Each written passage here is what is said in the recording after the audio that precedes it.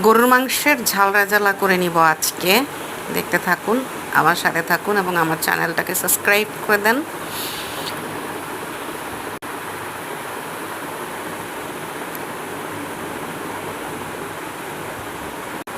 সমস্ত মশলা দিয়ে মাখিয়ে নিয়েছি, এখন চুলায় বসিয়ে দিব।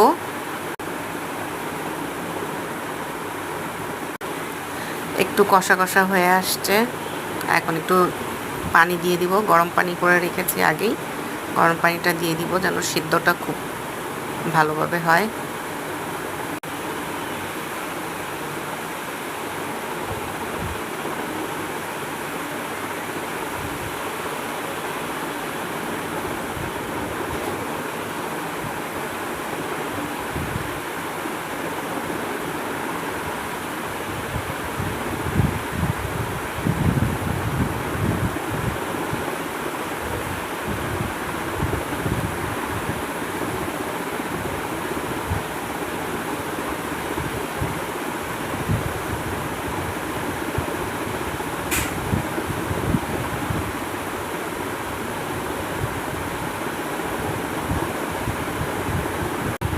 রান্নাটা প্রায় শেষ হয়ে আসলো।